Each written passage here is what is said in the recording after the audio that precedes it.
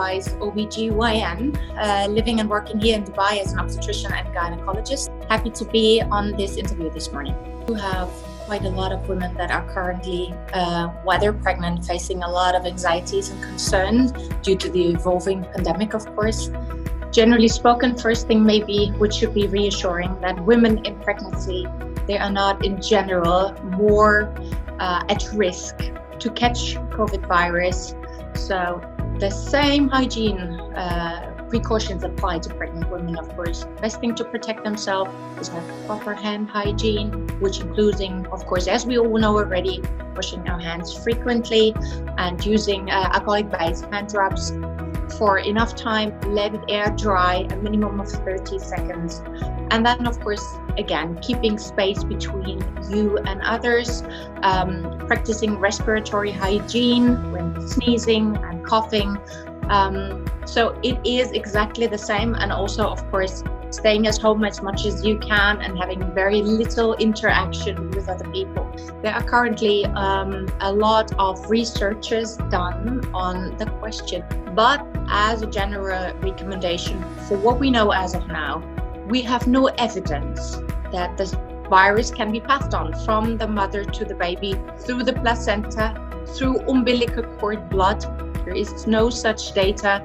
Of course, those cases that are currently under review, and once again, the number of cases we can study are still small. The World Health Organization and a lot of other colleges at the moment are really reassuringly saying there is so far no need to worry that you could pass it on through your baby while the baby's still in the womb. And I think that's something the majority of the women should keep in mind. The symptoms to look out for is basically persistent or recurrent fever attacks that are higher than 37.8 degrees Celsius, plus additional symptoms such as cough, as sneezing, as a sore throat. So the majority of women that would face such symptoms should sort of have a look if they persist, if they come back, if they are accompanied with certain other symptoms. From the data that we have that was published by the most important colleges such as the CDC, also the World Health Organization, and in our case, the Royal College of Obstetrics and Gynecology or the American College, there is so far there is no recommendation that a woman, due to the fact that she was tested positively, should deliver by the mode of delivery of a cesarean section. Of course, going through labor is a process where the heartbeat goes up of the mother, there are stress hormones involved. It's a process where the maternal body will need to utilize a lot of oxygen. If for some reason a woman is not only tested positive but shows symptoms and it looks like oxygenation isn't ideal, it would show in the baby's heart rate monitoring as well. And then a decision could be taken to either spurt things up, shorten the time of delivery by a, let's say, instrumental assisted delivery. Or, of course, if mother is not doing well and therefore the baby isn't coping well, then a decision could be taken to proceed with a cesarean section. But a general decision to say everybody who's going to deliver in the next weeks should, book a cesarean section, thankfully is not given. In general, I would like to outline that I'm a great advocate of offering antenatal care for women, looking into the entire pregnancy caretaking. That not only means face-to-face appointments with a doctor for a certain examination, but also support, for, everything that goes along with a COVID pandemic, anxieties, fears, depression, sleep deprivation, loss of appetite, maybe increased headaches or nausea because of stress that comes along with the situation. They should have the opportunity to do a lot of meetings through, as we do it now, online consultation, which is basically question and answer. So they might not need to see the doctor face to face for the things they have, the concerns they have.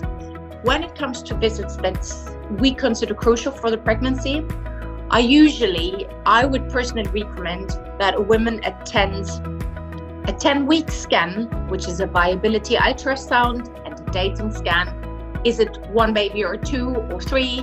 Is the baby located in the position where it should be and not ectopic? To date, how far along is the pregnancy? This should be one. As per my personal recommendation, I would personally stick absolutely to the first trimester ultrasound with a nuchal translucency, that what is usually referred to as the 12-week scan or first trimester screening. And then, of course, prioritize the organ scan or morphology scan, which is usually between 18, 19 to 21 weeks. Yeah.